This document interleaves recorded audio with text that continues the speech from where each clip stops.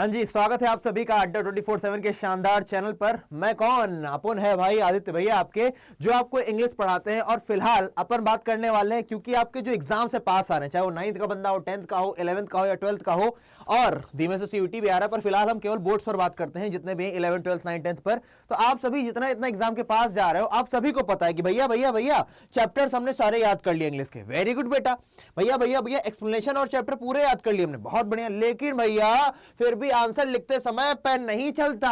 Okay, क्या तुम्हारी भी ये दिक्कत है? अगर तुम्हारी भी ये दिक्कत है तो यहीं पर रुक जाओ। भले तुम्हें यहां पर YouTube पर बतेरे वीडियो दिख जाए, पर ये अकेला वीडियो तुम्हारे लिए काफी है, क्योंकि मैं तुम्हें सिर्फ मोटी मोटी बातें ऊपरी नहीं करूंगा। मैं एग्जांपल के साथ तुम्हें दिखाऊंगा कि आखिरकार किसी एक चैप्टर में तुम्हें क्या चाहिए कि तुम आंसर अच्छे लिख पाओ, और ग्रामर में ऐसी क्या चीज है जिसका तुम्हारे पास होना जरूरी है। भैया तुम्हारे तर्कस में कौन कौन से वो बाण होने चाहिए, और कौन से वो भैया फुर्रे वाले बाण है कि भैया आज से अगर तुमने उन बाणों को अपने तर्कस में रख लिया तो वहां जाकर तुम्हारा पेन रुकेगा नहीं, क्योंकि टाइम अपने पास कम है।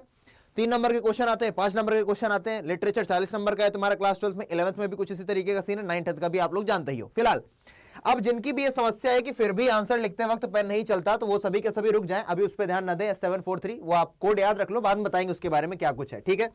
फिलहाल अब जितने भी बच्चों को मैं मैसेज करता हूं, या जितने बच्चों का मेरे पास मैसेज आता है जो हमें जानते हैं, वो सभी एक ही बात बोलते हैं भैया कि आंसर लिखते समय स्टार्टिंग नहीं समझ में आती, कैसे करें। क्या नहीं समझ में आती? स्टार्टिंग।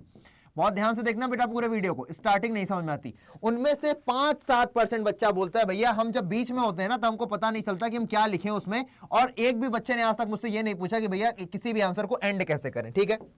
लेकिन मैं सब कुछ बताने वाला हूं, यानी कि जितना मैंने आप लोगों से बातें की, तो 90% बच्चे को क्या नहीं समझ में आता कि भैया स्टार्टिंग कैसे करें। 10% बच्चा है, 7-8% बच्चे को ये नहीं समझ में आता कि मिड में कैसे ले चलें, और उसके बाद एंड कैसे करें। ये 1% बच्चे ने भी हमसे पूछा नहीं, लेकिन तब भी हम लिख देते हैं। मान लो 1% को तो दिक्कत होगी ना, क्या पता तुम में से कोई एक हो। तो फिलहाल स्टार्टिंग बेटा, क्वेश्चन अगर कोई भी है तो कैसे स्टार्ट करता है। कोई भी क्वेश्चन किस चीज से शुरू होता है? या तो वो शुरू होता है वाई से, या तो वो शुरू होता है बेटा व्हाट से, या तो वो शुरू होता है हाउ से, या तो कहेगा भैया डिस्कस, है ना। डिस्कस वाले क्वेश्चन कब आते हैं? जब वो 5 नंबर वाले क्वेश्चन होते हैं, है ना। आपके पास 2 ही कैटेगरी, एक 3 नंबर की कैटेगरी, एक 5 नंबर की कैटेगरी। और ये भी जान लो कि भैया कितना वर्ड लिमिट होती है, बहुत ध्यान से समझते चलो। 3 नंबर वाले में तुमको 40 से 50 वर्ड में बात करनी है, और 5 नंबर वाले में तुमको 120 से 150 वर्ड में बात करनी है, ठीक है। वर्ड लिमिट तुमको क्लियर हो गई दिमाग में। फिलहाल वर्ड लिमिट क्लियर करने के बाद अब हम अपन आते हैं कि भैया मिड। मैं स्टार्टिंग पे सबसे लास्ट में जाऊंगा। सबसे पहले हम बात करेंगे कि अगर आप वो स्टूडेंट हो, वैसे कोई ऐसा बच्चा भी हो सकता है स्टार्टिंग भी नहीं हो रही, मिड भी नहीं हो रही, केवल एंड समझ में आता है। अगर आप कुछ सेंटेंस, भैया आपने शुरुआत कर लिया आंसर को, लेकिन नहीं पता है किस तरीके से बीच में उसको फ्रेम करें, तो बेटा 2 चीजें हैं, सिर्फ 2 चीजें हैं जिसके कारण ये हो रहा है। पहली चीज है बेटा तुम्हारा एक्सप्लेनेशन या तो कवर नहीं है, दोनों में से कोई एक रीजन होगा ही होगा। एक्सप्लेनेशन क्लियर नहीं, और अगर तुम्हारा एक्सप्लेनेशन क्लियर है तो दूसरी गड़बड़ ये होगी कि भैया तुम्हें जो कनेक्टर्स हैं, यानी कि जो कंजंक्शंस हैं, अभी बताऊंगा कैसे, जो कंजंक्शंस हैं और जो प्रेपोजिशंस हैं उनका सही नॉलेज नहीं है ना। प्रेपो लिख देता हूं, बात समझ में आ जाएगी तुमको, ठीक है। अच्छा भैया ऐसा क्यों बोल रहा हूं कि भैया मिड में हमको ये समस्या है? सुनो, अगर पहले एक्सप्लेनेशन छोड़ देते हैं, कंजंक्शन और इस पे आ जाते हैं। भैया मान लो तुम्हें एक्सप्लेनेशन आता है, तुम वो बच्चे हो जो में सब तैयार है, सिर्फ आंसर लिखने में ही दिक्कत है और बीच में नहीं लिख पा रहे हो। शुरुआत कर लिया हमने, हमको आता था, अभी जिसको शुरुआत करना नहीं आता बताएंगे, शुरुआत कर लिया। लेकिन बेटा आपके पास 2 थॉट्स हैं, ठीक है। एक थॉट ये है, एक दूसरा थॉट ये है। भैया आपसे क्वेश्चन पूछा गया कि फ्रांस, पहला chapter the last lesson, class 12th का फ्लेमिंगो किताब का पहला चैप्टर का नाम क्या है? द लास्ट लेसन, ठीक है ना। अब आपसे पूछा गया कि फ्रांस आखिरकार स्कूल क्यों नहीं गया, आपसे पूछा गया वाई। तो आपके पास पता है फ्रांस स्कूल इसलिए नहीं गया क्योंकि उसको पार्टिसिपल याद नहीं था, एक बात। दूसरा वो लेट हो गया था, दूसरी बात। तीसरा भैया कि वो रास्ते में टहलता रहा था तो उसको बड़ी अच्छी अच्छी चीजें दिख रही, चिड़ियां चहचहाती हुई दिख रही, प्रूशियन सोल्जर्स भैया ड्रिल कर रहे हैं, लेफ्ट राइट लेफ्ट, ये सारी चीजें उसने देखी। अब ये 3 आइडियाज है तुम्हारे पास, तुमने स्टोरी पढ़ी थी इसलिए तुमको तीनों आइडियाज आते हैं, लेकिन तुम्हें नहीं पता इसको लिखना कैसे। यानी कि तुम्हें इंग्लिश में सेंटेंस भी पता है, लेकिन इसको जोड़ना कैसे है, जोड़ने का काम करते हैं कंजंक्शंस। ऐसे कैसे भैया? And, but, therefore, thereafter, moreover, ये सारे के सारे कंजंक्शंस हैं। जब तक ये काम नहीं करेंगे किसी वीडियो में, तब तक सॉरी किसी आंसर में, तब तक तुम आंसर को कैसे बढ़ा पाओगे। अब भैया जैसे तुमने देखा ट्रेन के 2 डब्बे हैं, उनको जोड़ने के लिए हुक लगा होता है ना इस तरीके का, तो वैसे ही 2 सेंटेंसेस को, 2 फ्रेजेस को, 2 क्लॉजेस को जोड़ने के लिए आपको चाहिए हुक। हुक का काम करेगा कौन? कंजंक्शन काम करेगा या फिर प्रपोजिशन काम करेगा। यहां तक कोई समस्या परेशानी नहीं है। अब एक और आगे बात बढ़कर चलते हैं कि भैया कह दो हमको सब कुछ तो क्लियर है, क्या कह रहे हैं? बहुत आगे क्या? नहीं आगे नहीं है, चलो हमको सब कुछ तो क्लियर है। अब मैं बात करता हूं, मान लो एक चैप्टर की बात करते हैं, दो कारण, मैंने एक कारण तो क्लियर कर दिया कि भैया तुमको अगर एक्सप्लेनेशन भी तैयार है, लेकिन अगर एक्सप्लेनेशन नहीं तैयार है तो दिक्कत होगी। भैया अच्छा किसी चैप्टर में क्या क्या पता होना चाहिए? बेटा चैप्टर की 2-3 चीजें अगर तुमको पता है और तब भी आंसर नहीं लिख पा रहे हो तो मेरे पास आओ। अगर तुम्हें ये पता है तो तुम आंसर लिख पाओगे, मैं ठोक करके स्टैम्प पे दे सकता हूं ये बात। अगर तुम्हें चैप्टर का एक्सप्लेनेशन आता है, यानी कि तुम्हें कहानी क्लियर है, क्योंकि जो तुमसे 5 नंबर वाला क्वेश्चन पूछता है ना बेटा, बिना एक्सप्लेनेशन के तुम नहीं लिख सकते। साथ ही साथ तुम्हें चैप्टर की थीम क्लियर होनी चाहिए कि चैप्टर में बताना क्या चाहता है। साथ ही साथ तुम्हें चैप्टर का प्रोटैगनिस्ट पता होना चाहिए। कौन होता है प्रोटैगनिस्ट, अभी बताएंगे। प्रोटैगनिस्ट यानी कि लीडिंग कैरेक्टर पता होना चाहिए कौन है। साथ ही साथ तुम्हें उसके सारे कैरेक्टर्स पता होने चाहिए। और कैरेक्टर्स का मतलब क्या है, जितने भी उसमें विलन है, कोई पता चला साइड एक्टर है, हर एक मूवी में, हर एक चैप्टर में होता है ना, और उनकी क्वालिटीज भी पता होनी चाहिए। क्या क्वालिटीज, ये सारी चीजें पता होनी चाहिए। और अगर आप वो बच्चे हो जो सीधे चाहते हो भैया 100 में से 100 चाहिए, 80 में से 80 चाहिए, तो एक और चीज बेटा, हार्ड वोकैबुलरी। क्या बोला मैंने, हार्ड वोकैब। हर एक चैप्टर में अपनी अपनी खुद की एक वोकैबुलरी यूज होती है, और उस वोकैबुलरी को आपको अपने पास संचित करना पड़ेगा, उसका कलेक्शन करना पड़ेगा। जब तुम्हारे पास उसका कलेक्शन होगा तो तुम आंसर लिखते समय उसी हार्ड वोकैबुलरी का यूज करोगे उस चैप्टर से रिलेटेड। तो जब एग्जामिनर तुम्हारी कॉपी को चेक कर रहा होगा, वो कहेगा यार ये बच्चा 80 में से 80 लाने का हकदार है। क्यों? क्योंकि इसने भैया जो एनसीईआरटी, जो किताब में लिखा है वही वर्ड इसने यहां पर लिखे हैं। साथ ही साथ बेटा कुछ इंपॉर्टेंट ये कीवर्ड्स। अब कह दो भाई कीवर्ड्स क्या होता है, बोलते हैं तो सभी ये वीडियो में ये कीवर्ड वो कीवर्ड। अब देखो तुमसे अगर यही क्वेश्चन पूछा गया कि क्यों, चैप्टर नंबर 1 की बात करते हैं क्योंकि चैप्टर 1 तो सबने पढ़ा होगा। चैप्टर नंबर 1 में आखिरकार ऐसा क्या बोल दिया, how do you know that जो हमारे मिस्टर हैमल थे वो रिस्पेक्ट करते थे अपने देश को, अपने फ्रांस को। कैसे पता करा? क्योंकि भैया अपनी लैंग्वेज को रिस्पेक्ट करते हैं। वो क्या बोलते हैं, की पॉइंट सुनना बेटा, लॉजिकल लैंग्वेज बोलते हैं वो अपनी लैंग्वेज को, क्लियरेस्ट लैंग्वेज बोलते हैं अपनी लैंग्वेज को, और सबसे ज्यादा ब्यूटीफुल लैंग्वेज। 3 वर्ड्स क्या हो गए, ये तीनों के तीनों वर्ड्स हो गए आपके लिए कीवर्ड। साथ ही साथ कीवर्ड सिर्फ वर्ड्स नहीं होते, कीवर्ड्स के सेंटेंसेस भी होते हैं, फ्रेजेस भी होते हैं। जैसे कि उन्होंने बोला था कि अगर किसी भी व्यक्ति को अगर अपने को आजाद रखना है तो उसे अपनी लैंग्वेज को पकड़ के रखना पड़ेगा। अगर किसी को अपनी लैंग्वेज आती है, इसका मतलब यह है कि उसके पास खुद के ताले की चाबी है। बात समझ में आ रही है? ये वो चीजें हैं जब तुम पकड़ के चलोगे यार, जब तुम स्टोरी के कीवर्ड्स पकड़ के चलोगे तो आंसर में तुम्हारे दिखेंगे, वो दिखेंगे ही दिखेंगे। अब यहां पर बात करते हैं, एक चैप्टर ले लेते हैं गोइंग प्लेसेस। एग्जांपल के लिए एक चैप्टर लेता हूं मैं, क्या, गोइंग प्लेसेस, ठीक है ना। ऐसे बात हवाई में नहीं करूंगा मैं। गोइंग प्लेसेस मैंने एक चैप्टर ले लिया, सभी ने पढ़ा होगा गोइंग प्लेसेस, ठीक है ना। गोइंग प्लेसेस का भैया प्रोटैगनिस्ट कौन है? भैया प्रोटैगनिस्ट क्या होता है? प्रोटैगनिस्ट का मतलब होता है मेन कैरेक्टर। कौन है भैया? सोफी है प्रोटैगनिस्ट। कौन है? सोफी। उसकी दोस्त कौन है? उसकी दोस्त है जेंसी। ये क्या हो गया, हमको कैरेक्टर्स के बारे में पता है। उसका छोटा भाई कौन है? उसका छोटा भाई है डेरेक। उसका बड़ा भाई कौन है? उसका बड़ा भाई है जियोफ। क्या तुमको इस तरीके से बातें पता होती है? अगर मैं किसी चैप्टर का नाम लूं तो तुम्हें उसके सारे के सारे कैरेक्टर्स का नाम पता हो। अगर नहीं पता है, इसका मतलब भैया कैरेक्टर्स में झोल है, और कैरेक्टर्स में झोल है तो भैया रुकोगे ही रुकोगे, दिमाग कहीं ना कहीं स्टक कर जाएगा। स्टक अगर नहीं करवाना चाहते हो, खास करके 5 नंबर वाले क्वेश्चंस में, तो तुम्हें पूरा थीम के साथ सारे कैरेक्टर्स पता होने चाहिए। अभी बात खत्म नहीं होती है बेटा, कैरेक्टर्स के साथ ही साथ तुम सोचते तो हो कि भैया हमें सब आता है, पर तुम्हें सब आता नहीं होता है। अब तुम बताओ सोफी के बारे में क्या खास था? सोफी के बारे में खास ये बात थी कि वो इमेजिनेटिव थी। कैसी थी वो? इमेजिनेटिव थी। कैसी थी? इमेजिनेटिव थी। आपसे 5 नंबर में बड़े क्वेश्चन में पूछता है भैया कि भैया सोफी और द थर्ड लेवल है उसका चार्ली। द थर्ड लेवल में चार्ली है ना, इसको थर्ड लेवल दिखता है, थर्ड लेवल एक्चुअली में है नहीं, लेकिन वो भी इमेजिन कर रहा है। और ये भी इमेजिन करती, कहती कि मैं क्या बन जाऊंगी, मैं भैया ब्यूटिशियन बनूंगी। उसकी दोस्त कहती है एजेंसी, ऐसे कैसे बन जाओगी? कहती मैं मैनेजर बन जाऊंगी। कहता अरे ऐसे कैसे मैनेजर बन जाओगी, पैसा लगता है उसके लिए, बहुत टाइम लगता है। अच्छा ठीक है, नहीं बन पाऊंगी, तो मैं एक्ट्रेस बन जाऊंगी। मतलब वो हवाबाजी कर रही है ना, बड़ी बड़ी बातें, बड़ा पाव खाते, वैसी वाली बातें।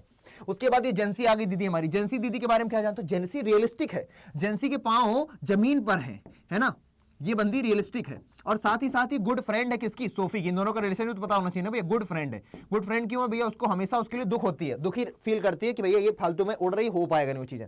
डेरेक कौन है? डेरेक छोटा भाई है, खेल खिलौना करता रहता है। जियोफ बड़ा भाई है। जियोफ के बारे में क्या जानते हो? जियोफ से रिलेटेड क्वेश्चन आते हैं, जियोफ से रिलेटेड क्वेश्चन आता है भैया, वो साइलेंट रहता है। क्वेश्चन पूछता है आखिरकार सोफी जियोफ के अफेक्शंस में क्यों आना चाहती है? क्योंकि कारण क्या है बेटा? की पॉइंट तुम्हारे दिमाग में है, की पॉइंट तुम्हारे दिमाग में आने चाहिए। क्योंकि भैया जो जियोफ है, क्योंकि जो जियोफ है वो कहां जाता है? फार अवे द सिटी, है ना, वो दूर जाता है सिटी से। एक बात हो गई। दूसरा, ये भी सोफी अपने दिमाग में इमेजिन करती है कि मेरा भाई दूर दूर जाता होगा और जाने किन किन लोगों से मिलता होगा। ये सारी की सारी तुमको बातें पिरो करके आंसर में लिखनी रहेंगी। अगर तुम्हारे पास स्टोरी क्लियर है, तुम बंदे के बारे में जानते हो, तुम्हें कैरेक्टर्स के बारे में नॉलेज है, और खासकर बेटा थीम को अगर पकड़ के चलोगे तो जितने भी 5 नंबर वाले क्वेश्चन होते हैं, जितने भी 5 मार्क्स वाले क्वेश्चन होते हैं, उनमें थीम कहीं पे भी बीच में तुम घुसा देना, जितने भी एग्जामिनर होते हैं भैया वो शुरुआत का पढ़ते हैं, लास्ट का पढ़ते हैं, ठीक है ना। कोई कभी कदार बीच का भी पढ़ लेते हैं, लेकिन शुरुआत और लास्ट में अगर एकदम सही answer up to the point है तो भैया तुम्हारे नंबर कटने वाले नहीं है। वापस आ जाते हैं। आई थिंक आपको ये समझ में आ गया होगा कि अगर आप बीच में अटक रहे हो, बीच में अटकने का मतलब दो रीजन होते हैं। एक तो चेन ऑफ थॉट्स अगर गड़बड़ है कि भैया आपको थॉट्स ही नहीं बन रहे हैं, तो इसका मतलब है आपको इन सभी चीजों पर ध्यान देने की जरूरत है। आपके थॉट्स बन रहे हैं, उसके बाद भी आंसर आपके दिमाग में सेंटेंस है पर जोड़ नहीं पा रहे हो, तो इसका मतलब कंजंक्शन और प्रपोजिशन पर काम करना है। अब शुरुआत के लिए सबसे पहले भैया रामबाण है टेंस। अगर टेंस नहीं आते तो सीखना पड़ेगा। भैया क्या 12 के 12 टेंस सीखने पड़ेंगे? नहीं बेटा, अगर 12 टाइम सीखने का नहीं है, वैसे सीख लो तो ज्यादा अच्छा है, जिंदगी भर काम आएंगे। ग्रामर में, इंग्लिश में बोलते समय, इंग्लिश इज अ लैंग्वेज यार, आना चाहिए। लेकिन अगर अभी टाइम नहीं है तो भैया एटलीस्ट तुमको 6 होने चाहिए। 6 कौन कौन से भैया जल्दी बता दो। बेटा प्रेजेंट इंडेफिनिट, पास्ट इंडेफिनिट, ठीक है, इंडेफिनिट डेफिनिट निकल गए, फ्यूचर इंडेफिनिट रहने दो। बेटा प्रेजेंट कॉन्टिन्यूअस, पास्ट कॉन्टिन्यूअस, बेटा उसके बाद आ जाता है क्या, प्रेजेंट परफेक्ट और पास्ट परफेक्ट। और अगर इसमें भी छांटना है, बिल्कुल एक ही बता दो भैया, अगले दिन पेपर है हमको आज बता दो, तो बेटा पास्ट पढ़ के चले जाओ। जितने भी क्वेश्चंस के आंसर होते हैं 99% क्वेश्चंस के आंसर पास्ट में दिए जाते हैं। ठीक बात है, चलो बात समझ में आ गई। पास्ट वाला आपको क्लियर करना है। पास्ट में भी पास्ट इंडेफिनिट, पास्ट कंटिन्यूअस और पास्ट परफेक्ट। और अगर केवल 2 बोल दूं मैं तो पास्ट परफेक्ट और पास्ट इंडेफिनिट। केवल एक बोल दूं, केवल पास्ट इंडेफिनिट। तुम अंतिम दिन आओगे तो भी मेरे पास कुछ होगा तुम्हारे पास, तुम्हारे लिए बताने को कि तुम पास ही हो जाओ कैसे भी करके। अब शुरुआत करते कैसे करते हैं ये जानते हैं। आओ, आपके पास क्वेश्चन तो आ गया, लेकिन ये नहीं पता कि शुरुआत कैसे करना है इस क्वेश्चन का। आइए समझते हैं। अब क्वेश्चन की अगर शुरुआत हो रही, स्टार्टिंग नहीं बनानी आती है तुमको। स्टार्टिंग के लिए अगर किसी भी क्वेश्चन में वाई आ गया, और वो भी 90% क्वेश्चंस में वाई आता है, जितने भी 3 नंबर वाले क्वेश्चंस हैं उनमें वाई आता ही आता है, ठीक है ना। तो अगर वाई आ गया है तो भैया सबसे पहले सेंटेंस को बदल दो किसमें, असर्टिव में। जो क्वेश्चन आपसे पूछा गया है, एक सेंटेंस होगा ना, क्वेश्चन आंसर से पहले क्वेश्चन पर आओ। जो भी क्वेश्चन आपसे पूछा गया असर्टिव होगा। असर्टिव के 2 पार्ट्स, अफर्मेटिव, नेगेटिव। अरे मतलब I am going, she is going, why are you going, है ना।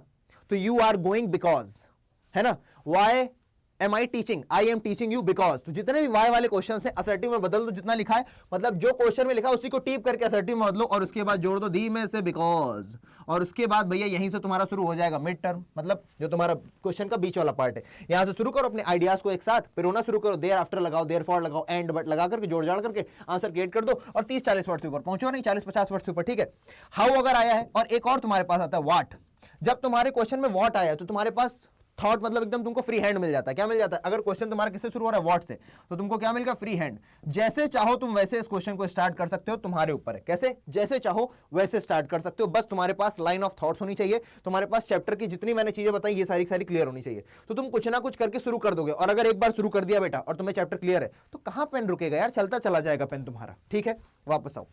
अब लास्ट चीज बती भैया, एंडिंग में क्या करें। बेटा 3 नंबर की एंडिंग के चक्कर में कोई परेशान नहीं होना। जो 5 मार्क्स वाले होते हैं उनकी एंडिंग हमेशा पॉजिटिव रखो, कोशिश करो, है ना, क्योंकि उसमें कभी कदार कुछ ना कुछ सीख देनी पड़ जाती है। अभी लास्ट में क्वेश्चन पूछता है भैया कि अगर इस चैप्टर का ये कैरेक्टर दूसरे चैप्टर के इस कैरेक्टर को एक मैसेज लिखेगा तो क्या लिखेगा। अब भाई लेटर वेटर लिखने के लिए कहां से दिमाग में आएगा, तो क्रिएटिविटी लानी पड़ेगी, थोड़ा एनालिसिस करना पड़ेगा, दोनों तीनों चैप्टर्स को क्या करना पड़ेगा, कंपेयर करना पड़ेगा। जैसे अगर मैं तुमसे ये पूछूं, बहुत छोटी बात पूछ रहा हूं, जैसे मैंने अभी तुमको बताया जो सोफी है, सोफी गोइंग प्लेसेस की कैरेक्टर है, और वहीं पर जो चार्ली है वो किस चैप्टर का कैरेक्टर है, चार्ली किस चैप्टर का कैरेक्टर है, चार्ली कैरेक्टर है बेटा तुम्हारा द थर्ड लेवल का। दोनों में सिमिलरिटीज है कि नहीं है, दोनों इमेजिनेटिव है, बिल्कुल सिमिलरिटीज है। वैसे ही बेटा तुमने एडला विल्मेंसन का नाम सुना, एडला विल्मेंसन, क्या बात है भैया, इस तरीके से तुमने पढ़ा ही नहीं था, कोई बात नहीं अभी पढ़ लो। एडला विल्मेंसन किसकी तरीके है भैया, एडला विल्मेंसन एक चैप्टर है आपका, कौन सा, मिस्टर लैम्ब वाला चैप्टर। मिस्टर लैम्ब यानी कि on the face of it. कैसे मिस्टर लैम्ब की तरीके है भैया, देखो जिस तरीके से ये रेड ट्रैप वाला चैप्टर, जिस तरीके से एडला विल्मेंसन ने जो हमारा वैगाबॉन्ड था, जो ट्रैम्प था, जिसको आप क्या बोलते हो भैया,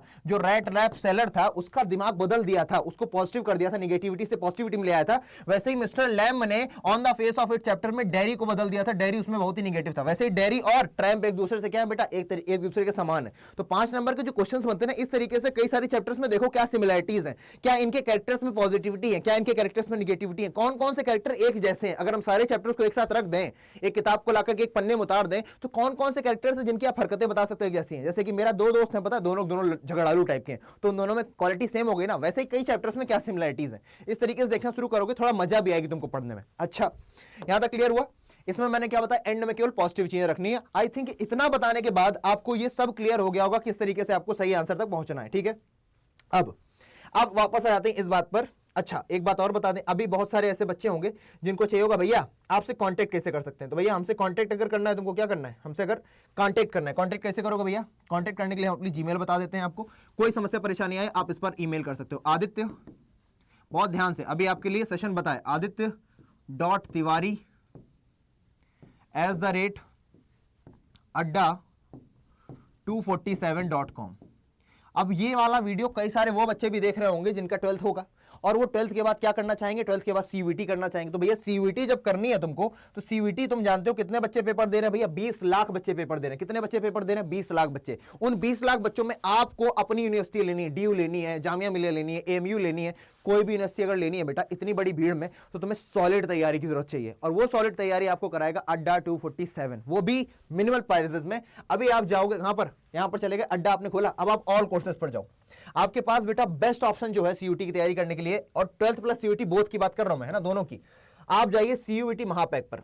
अगर आप भैया साइंस के स्टूडेंट हो तो साइंस वाला ओपन करो, अगर आप लोग ह्यूमैनिटीज के हो, कॉमर्स के हो, किसी भी स्ट्रीम के स्टूडेंट हो, आप ओपन करो। आपको यहां पर दिखाई क्या दे रहा है कि भैया 11,000 का है ये। आपको 11,000 नहीं पे करने इसके, क्योंकि इसमें क्या क्या मिल रहा है, रुको मैं पहले बताता हूं आपको 11,000 क्यों नहीं पे करने। क्योंकि जैसे ही आप कोड लगाओगे S743, हाँ लिखा था ना किसी मेरी पीपीटी में कि भैया मैक्सिमम डिस्काउंट, क्योंकि ये 17% डिस्काउंट दे रहा है जो कि मैक्सिमम डिस्काउंट है अड्डा में, और आपको मिलेगा 9,129 रुपए का सेम बैच, जो आपको कितने का मिल रहा है, 11,000 का। यानी 11,000 से सीधे 2,000 कम हो गए। अब सुनो मेरी बात, क्या क्या मिलेगा भैया ये बताओ यार, ऐसा क्यों है, आखिरकार ऐसा क्या है जो इतना मैक्सिमम डिस्काउंट मिलने के बावजूद भी 9,000 का है। बेटा ये देखो 800 प्लस टेस्ट सीरीज है बेटा, तुम समझ रहे हो ना। बहुत सारे बच्चे तैयारी करेंगे, बहुत सारे बच्चे पढ़ेंगे, लेकिन बेटा जीतता वही है जिसने जीतने के पहले लड़ाई की प्रैक्टिस कर ली होती है। जो अपनी प्रैक्टिस में जीत गया, यानी कि जो अपने मॉक टेस्ट में जीत गया, वो वहां पर भी जीत जाएगा, कुछ नया नहीं होगा। साथ ही साथ 293 ई बुक्स आपको फ्री मिलेंगी, 10 किताबें आपके घर पर आपको भेजी जाएंगी, और साथ ही साथ यहां पर आपकी फैकल्टीज तो एक्सपर्ट हैं ही।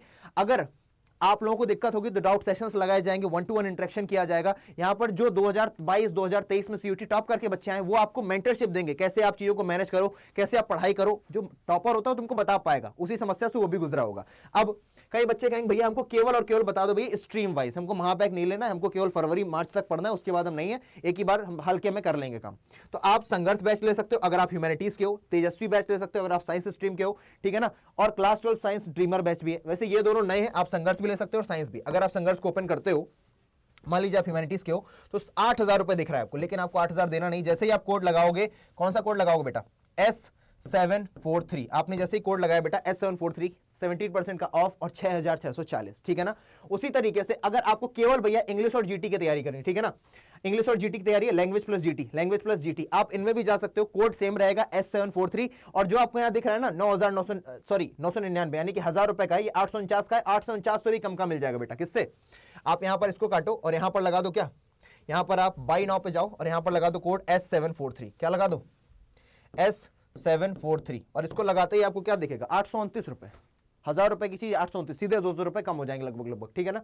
अब उसके बाद अब आपको यह भी बता दो बेटा, अगर तुम लोग किसकी तैयारी कर रहे हो, अगर तुम लोग को सिर्फ मुझसे पढ़ना है, केवल इंग्लिश ही पढ़नी है, तो इंग्लिश का बैच भी आपको मिल जाएगा सीयूईटी की साइट पर। कैसे जाओगे वहां तक, आप गए भैया अड्डा पे गए, आपने गूगल खोला या फिर ऐप इंस्टॉल कर लो, आपने डाला अड्डा, ठीक है, अड्डा डाल दिया।